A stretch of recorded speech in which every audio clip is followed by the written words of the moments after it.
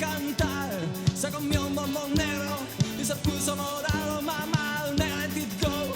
Este activo es tan vulgar. Mamá negra, let it go. Una voz ronca y ganate mojado.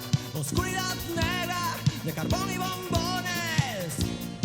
Shack, shack, shack, shack, shack, shack, shack. Soy un negro sin corazón, me vendo al diablo por tu negra golosina. Soy un negro sin corazón, me vendo al diablo por tu negra golosina. Garrapiñadas en la penumbra, el cine negro, tu boca es negra como la noche que retuerce tus miembros, repentinamente blancos, repentinamente blandos, repentinamente oscureció y un negrito chiquitito no podía cantar, pero se manó la cara con el lodo malsano de un bombón. Corazón blanco, corazón blanco.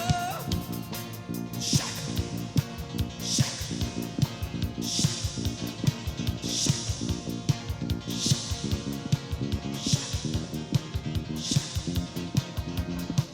Soy un negro sin corazón, me vendo al diablo por tu negra golosina. Soy un negro sin corazón, me vendo al diablo por tu negra golosina.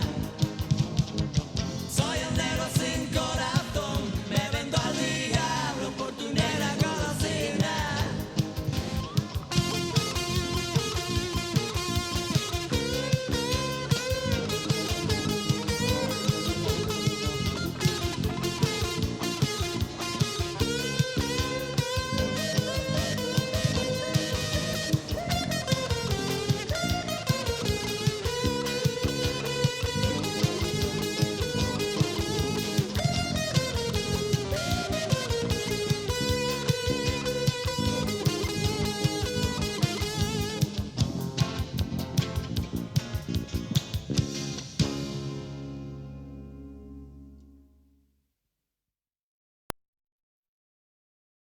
¿Cuál muñeco es malo? ¿Por qué? No sé. ¿Cuál muñeco es feo? No sé, es que me parece que está un poquito, ¿cómo te diría? Más moreno y no se ve tan blanco. Y no tiene mucho aspecto. ¿Por qué el muñeco blanco es bueno? Porque sus ojos son azules y todo su cuerpo es blanco.